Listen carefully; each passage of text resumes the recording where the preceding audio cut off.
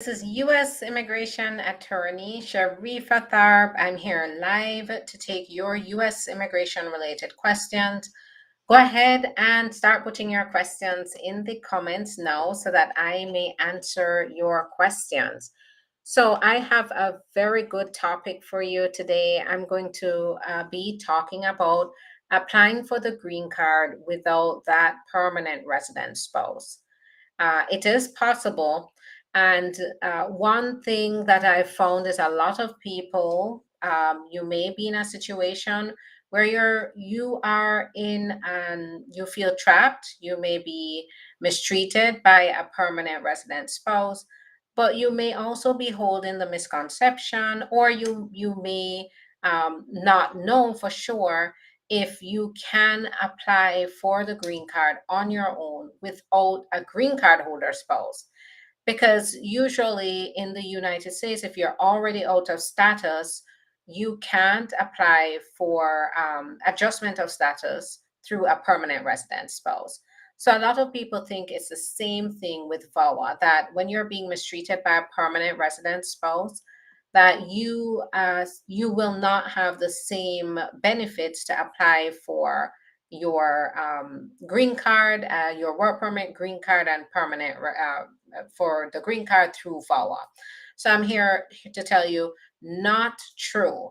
In addition to that, now is a good time to apply, because if you apply now, it means that you're going to be able to, I'm just adjusting the camera here. You're going to be able to um, you're going to be able to move forward here, right? Because there is no wait list for spouses of permanent residents right now. That can change at any time. So this is why I'm educating you today about this option. That if you are already in a situation where you feel mistreated, you are being mistreated, you are being subjected to cruelty by a permanent resident spouse. You don't have to wait until they're citizens to apply for anything. You don't have to wait till they're citizens to apply for the relief without them. Now, if you stay with them, of course, and you expect them to file the petition and go through the process with them, yes, you're going to need them. But if you're going through your own process based on the mistreatment, especially if you don't trust them, you want to make sure you're protected, this is going to be the process for you. And it doesn't matter that you're the spouse of a permanent resident and you're out of status now. As a matter of fact, VAWA is specifically tailored as a form of relief for those who may be out of status. So you can still apply for this, even as an out of status spouse of a permanent resident. Even if you cross the border without permission at this point, you can still apply for this form of relief. And here's another benefit. This also, there is a broad waiver available for forgiveness for any past violations, immigration violations, or even criminal violations. So say you did enter inspected, but you entered with someone else's passport. And so you're thinking, how are you going to explain this? There are waivers available if needed. So in the case that you take somebody's passport and you're trying to enter the country, or you do enter the country with that passport, it's considered misrepresentation. So at that point, with the misrepresentation, you're going to need the waiver.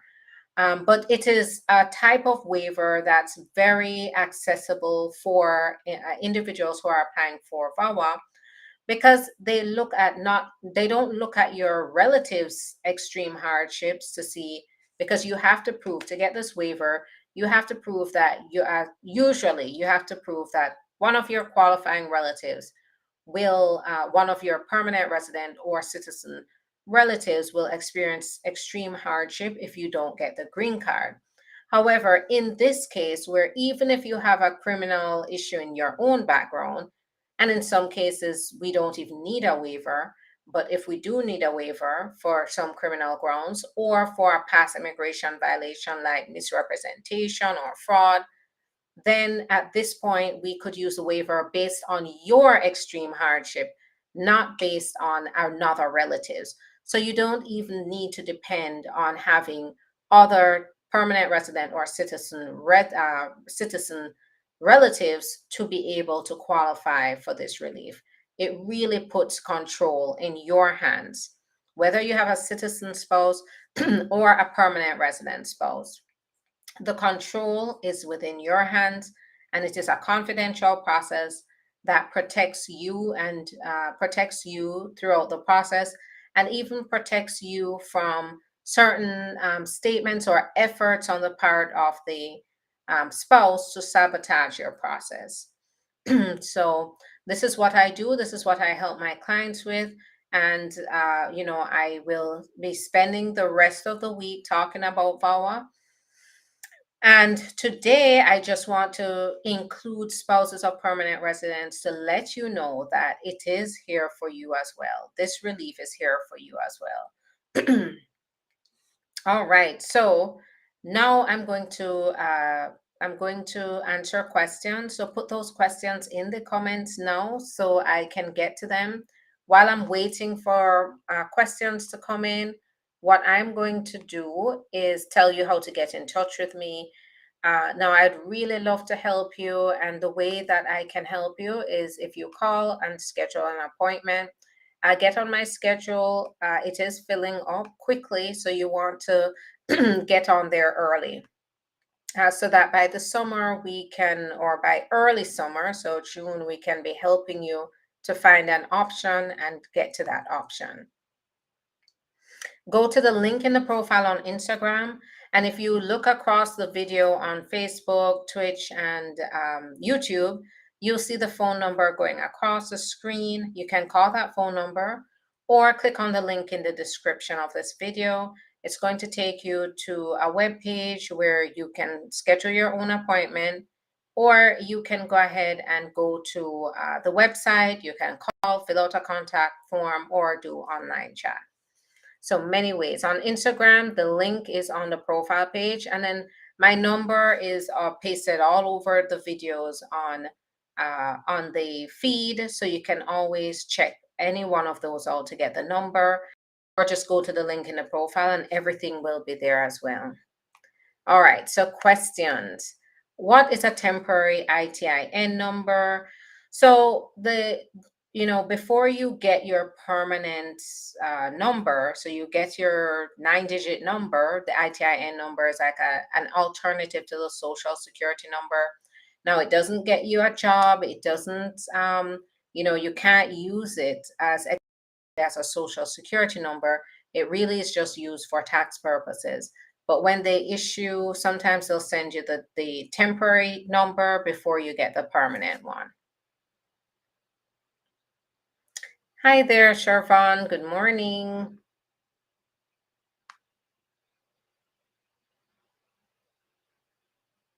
All right. Keep putting those questions while I'm here. Take full advantage of me being here to answer your questions. Your questions don't related to the topic that I'm talking about. It can be anything that's immigration related.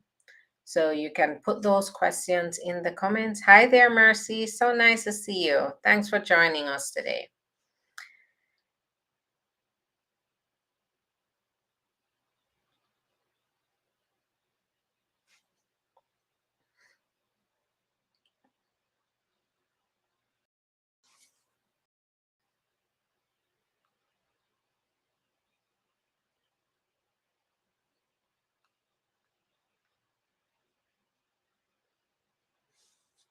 Okay, so can I use my social security number alone to work?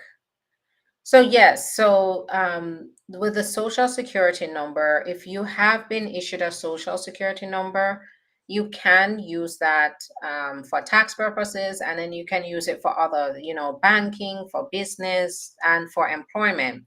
Keep in mind that if the social security number is no longer valid for work, some employers still take it, because some employers don't review an individual's background or their status, immigration status. Sometimes they don't run a check on the social security number, so they don't see that it's no longer valid for work purposes. And so that's how a lot of people still end up using an old social security number that was maybe granted with an H-2B visa or some other type of visa that they received. So you can continue use it to file taxes. You don't need to get an ITIN number. You can use that same social security number. And when they issue you, so when you get your green card or you get your work permit, or if you know if you're applying for a benefit and they have to reissue a social security number, it's going to be that same number. It's very likely that it's going to be the same number.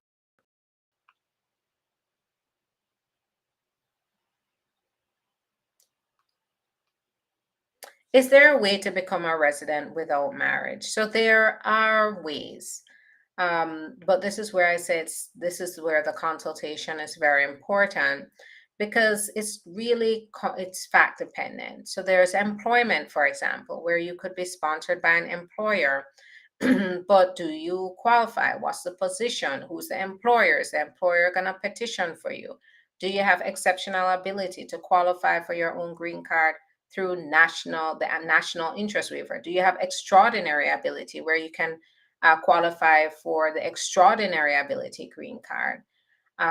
Do you qualify for a humanitarian based benefit like the T visa, the U visa, or asylum? Because those do lead to permanent residence as well. Do you have other family members? Do you have, do you have children? Do you have parents here?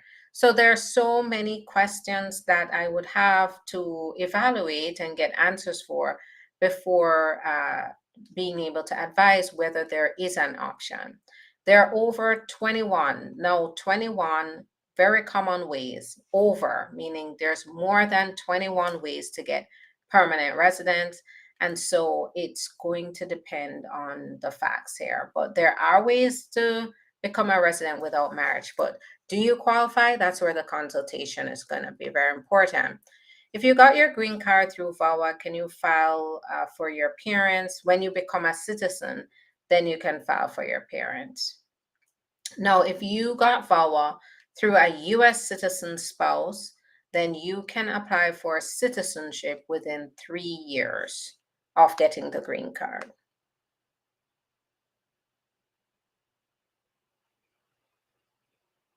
Can you lease an apartment with an ITIN? No, it's going to be depending on the complex's requirements.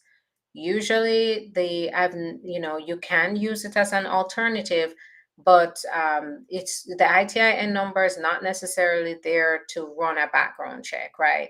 And usually, the apartment wants the social security number to run a credit and background check, and so they may, instead of an ITIN number, the complex may require you to have a social security number, or to have at least one person on the lease have a social security number.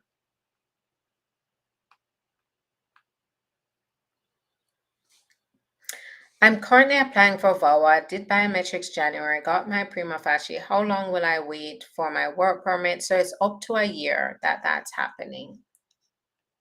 Um, Hi, good day. If someone overstays their visiting visa, can it affect her child when she's renewing her visa, even though she never overstayed? It may. If they decide to look further into the background of the child, look who the parent is, and they happen to have that information that you are living in the United States, then they could use that as a way to evaluate whether your child has a high likelihood of overstaying as well.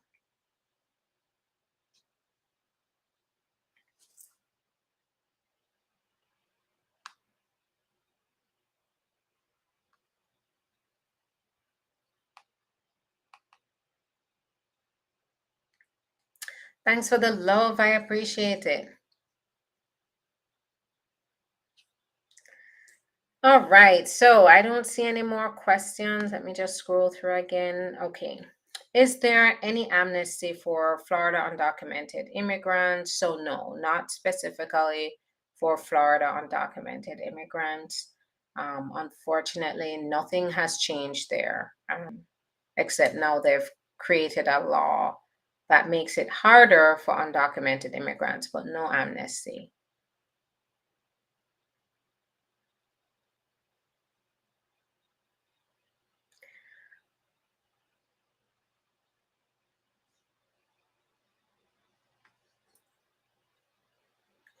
All right, so I don't see any more questions. I'm going to call it a day. I'll be back tomorrow at lunchtime where we can continue talking about a topic. Thank you for your time. And if you didn't get questions to me today, think of some questions tomorrow. And no, so no alpha, no amnesty. There's no amnesty. Keep in mind, though, that when we talk about amnesty, there is one, it's called the 245I, right? And this is something that you're finding is it's getting harder and harder to find people that qualify for 245I, which is the name of the law. It's a section of the law, but it allows certain individuals who were, you may have entered the country without permission, you may be here without status, and you were here before April, I believe the April 28th or April 30th. I'd have to look back at the rule. 2000. So if you were here continuously before then you could qualify for a special type of they call it an amnesty, where all you have to pay a fine. So you can stay in the US, apply for your green card, and you'd pay a fine. You'd pay a fine to be able to be forgiven for the unlawful presence and move along to get the green card. But this only applies to those individuals who entered the country before a certain time, and if you entered after that time, you're not going to qualify for it, unfortunately. So that is one. Is I would say if you have been here before 2001, then definitely consult with me and we can evaluate whether you qualify for this. But because so much time has passed and there are fewer and fewer people that entered so long ago that are now still without status, it's becoming one of those rare types of forms of relief, but it's definitely there, and that's what they refer to as amnesty right now. After you arrive in the US using the I-155, can you leave before you get the green card? So I'm not sure what the I-155 is. Now, if you are talking about the I think you're talking about the I-551 stamp. So with the I-551 stamp, that is like the stamp version of the green card. You can travel with that because once you get the stamp, it means no, it has to be the stamp saying that you have permanent resident. When you enter the country, you can't use the immigrant travel in and out of the country. You have to get that stamp. And usually when you're coming into the country, they will give you an I-551 stamp. It's like a temporary proof of permanent residence while you wait for your green card to come in the mail. And so you can use it just like a green card. And so you can use it to travel out of the country if needs be. And when you're coming back in, you can use that as proof of your permanent residence. As long as it's valid, it hasn't expired. And if you now keep in mind that I'm not giving personalized legal advice here. So I'm not advising you specifically to, oh, yes, it's okay for you to travel because I don't know what your situation is. This if and in doubt, schedule the consultation. But an I-551 stamp, you can use it to work, you can use it as proof of permanent residence, you can use it to go apply for your social security number, so you don't have to wait for your card to get the social security number. It is proof. They usually give you a 1 year deadline on that I-551 stamp. What is the main basis on which asylum is usually granted? So there's no, when you say main basis, it's not one size doesn't fit all here. What I usually do is I'm starting to evaluate whether someone qualifies for asylum. I ask them, I start with, why are you afraid of returning to your country? Um, what specific threat are you facing in your country? So with asylum, you have to show that you have a credible fear of persecution based on ethnicity, on race, religion, political opinion, or any other particular social group. The any other particular social group is very broadly defined. It could be, for example, if you're in a country and say for maybe for some reason you are the only individual, you are maybe one of very rare individuals in your community who can only say, this is going to be a ridiculous example, but say you're the only ones that can drink milkshake, right? Because maybe the way your body is built, the only thing you can eat is milkshake, and the rest of the community starts to persecute, maybe hunt down or anybody who only drinks milkshake or who is built in that particular way. um, you know the biological build of that person only requires them to drink milkshake, and they're being targeted because of this. Maybe the community thinks, becomes fearful of them or thinks of them a certain way, or there's a stigma related to them. In that situation, it means then that they have a type of characteristic that makes these people a part of a particular social group, and because they're being targeted and they can't change that about themselves, right? And so this what makes them eligible.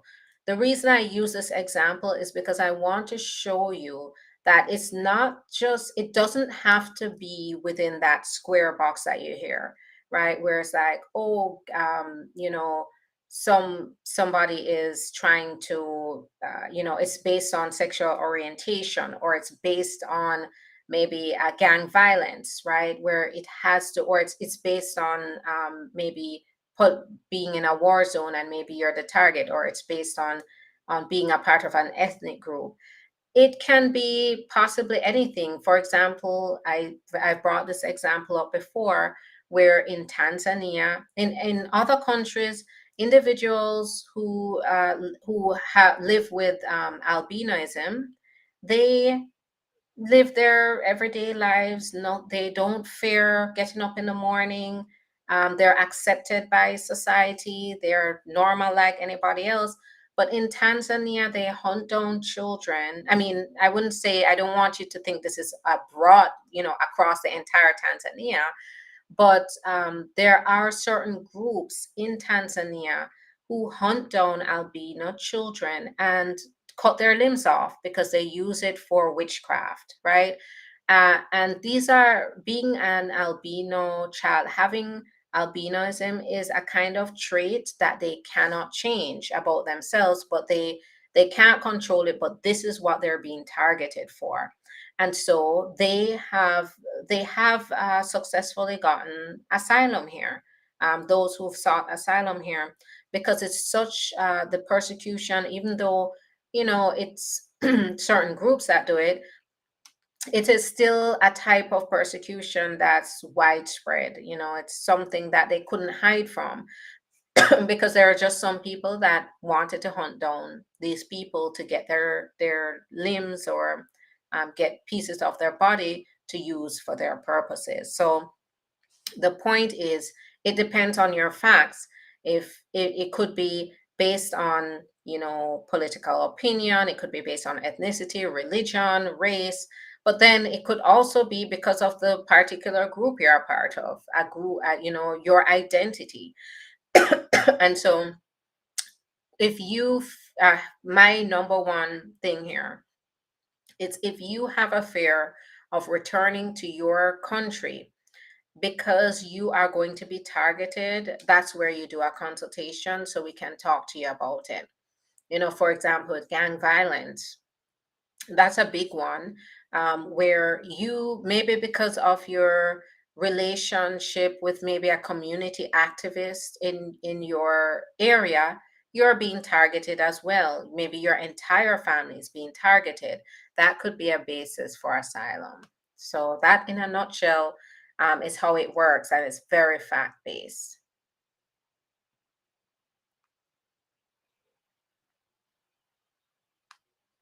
What states offers state ID driver's license to undocumented immigrants?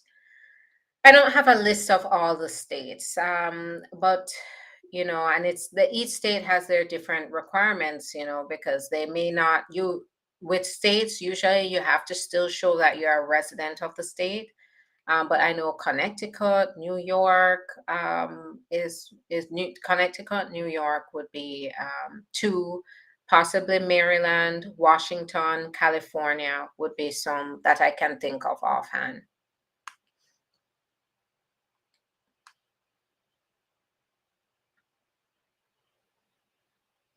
All right. When you receive a mail, you're welcome, Mercy.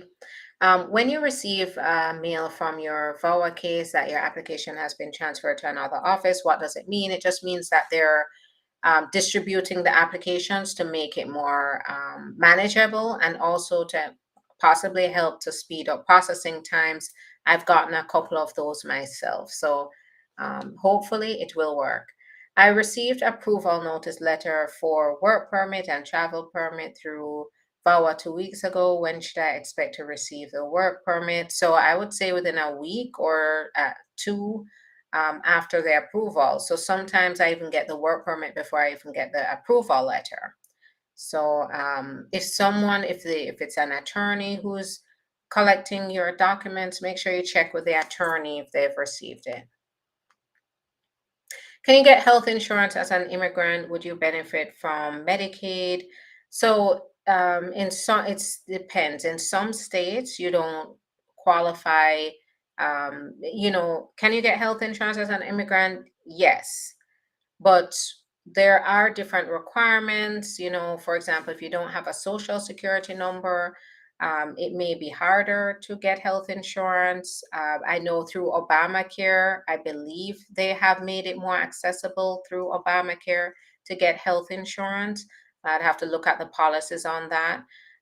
When it comes to Medicaid, um, not all immigrants can qualify for Medicaid. Usually, when you see an immigrant getting Medicaid, it's on an emergent basis. So it's a temporary emergency type of Medicaid, or they are in a category of immigrants who can get Medicaid. For example, asylum seekers, T and U visa holders, they're able to get this kind of assistance as part of the approval of their T visa or U visa or asylum, because they're here on they have that special need. Is Florida State one of the hardest states to get the driver's license? Yes, I would say so. If you're undocumented, definitely it's gonna be hard to get that here unless you have your work permit or you have some documentation that's gonna qualify you. A visa or some sort of document that's going to qualify you for a driver's license. They're not going to just, they don't give driver's license to undocumented immigrants here. Where other states do allow that, if you can, meet their other requirements, Florida does not do that.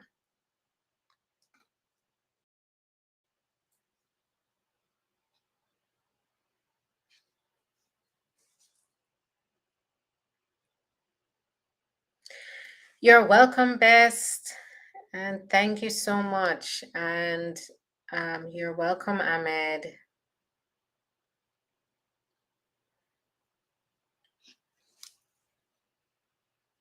All right. So I'm going to call it a day. I'll see you tomorrow at around lunchtime, where I'll come with a topic and you come with your questions. to this week, I'm going to stick to topics about VAWA.